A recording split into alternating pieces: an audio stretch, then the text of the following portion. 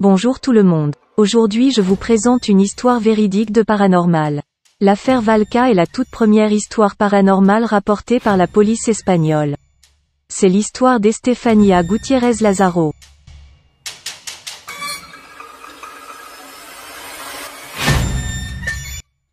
Souvent, dans les histoires paranormales, les enfants semblent voir des choses invisibles pour les adultes. C'était déjà le cas dans certains récits véridiques et effrayants. L'affaire Valka est la toute première histoire paranormale rapportée par la police en Espagne. Elle raconte la triste histoire de Estefania Gutiérrez Lazaro. Tout commence en mars 1990 à Madrid, en Espagne. Le grand-père d'Estefania, mourant depuis plusieurs mois, promet le jour de sa mort qu'il rendra la vie de sa fille impossible. Des paroles que la famille a pris au second degré, mais qui vont la hanter pendant longtemps. La semaine suivante, malgré les menaces que son grand-père avait fait à sa mère, Estefania se lance dans une séance de spiritisme avec ses copines grâce à une table de Ouija. Depuis la cour de l'école, elle souhaitait rentrer en contact avec le petit ami de l'une d'entre elles qui était décédée dans un accident de moto. Elles sont interrompues par un professeur qui ne souhaitait pas que les jeunes filles s'amusent à contacter les esprits. Le professeur confisque la planche de Ouija qu'elles avaient fabriquée avec un bout de carton, et le morceau de verre qui permettait de se déplacer sur la planche. Après les avoir confisqués, le professeur déchira la planche et brisa le morceau de verre sur le sol. C'est là que les problèmes ont commencé. Quand le morceau de verre s'est brisé sur le sol, de la fumée noire s'en est échappée, flotta dans les airs, avant de rentrer dans le nez d'Estefania. Ce n'était pas la première fois que la jeune femme participait à une séance de Ouija, en revanche c'était la première fois qu'elle faisait face à un phénomène comme celui-ci.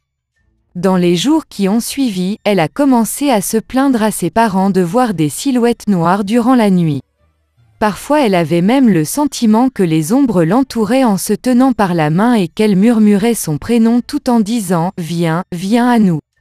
Prise de convulsions, les yeux retournés et la bave aux lèvres, les parents n'ont pas eu d'autre choix que la faire interner en asile psychiatrique.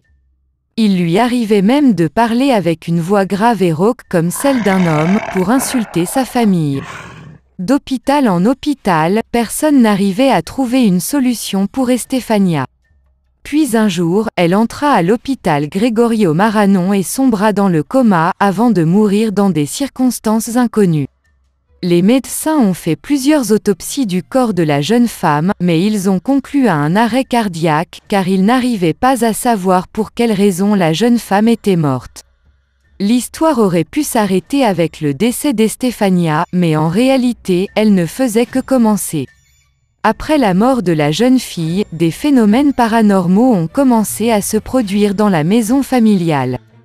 Les parents entendaient des voix à la porte de leur chambre, ont retrouvé la chambre de leur fille complètement retournée et ont commencé à entendre des bruits comme des coups dans les murs.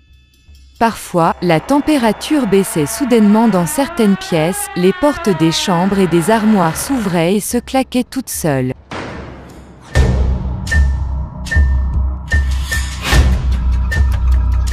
Un jour d'automne, des bruits encore plus forts que d'habitude se firent entendre.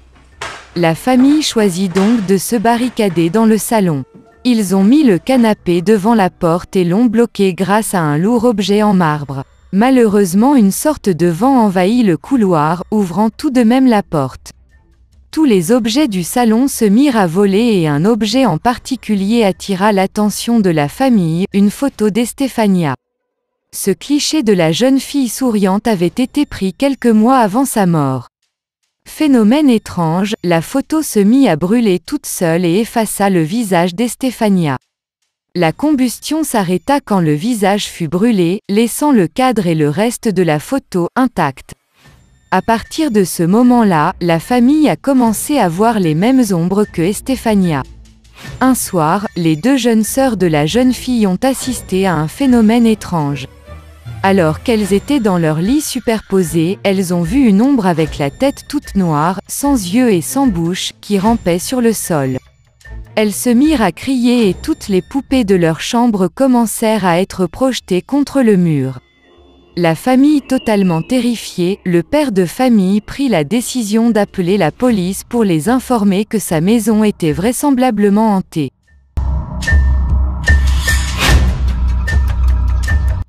Dans la nuit du 27 novembre 1992, Mr. Gutiérrez décide donc de téléphoner à la police et déclare que sa maison est hantée.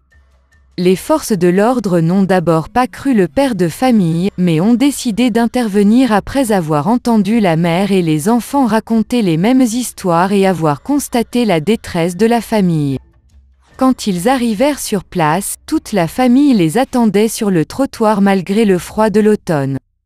Ils pénétrèrent tous ensemble dans la maison et la famille commença à raconter le récit de cette malédiction depuis le départ de leur fille et comment tout avait commencé.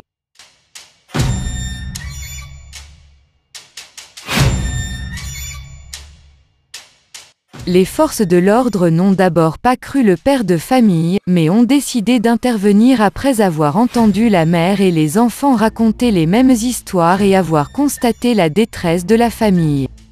Les membres de la police les écoutèrent calmement tout en restant perplexes, jusqu'au moment où des phénomènes paranormaux ont commencé à se produire à nouveau. La porte du salon se mit à claquer toute seule, une sorte d'explosion retentit sur la terrasse et une ombre comme celle de la chambre des enfants apparut sur une petite table. Le chef de la police, qui était présent, a donc décidé de visiter toutes les pièces et a constaté par lui-même les phénomènes paranormaux.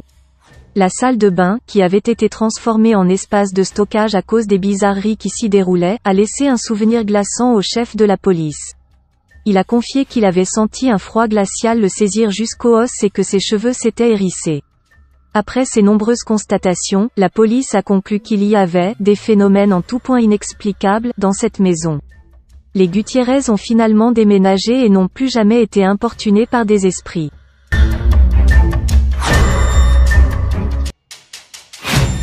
Vous connaissez maintenant la vraie histoire qui a inspiré le film Véronica. Toute cette histoire est vraie, c'est en tout cas comme ça qu'elle a été racontée par les différents protagonistes.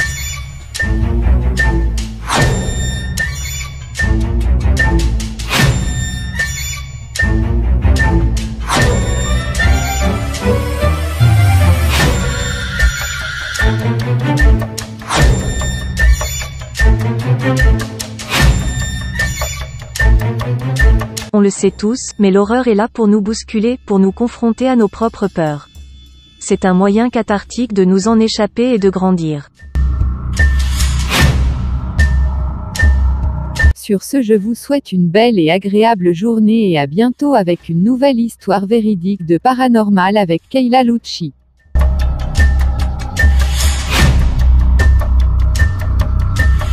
I wish you a nice and pleasant day and see you soon with a new true paranormal story with Kayla Lucci.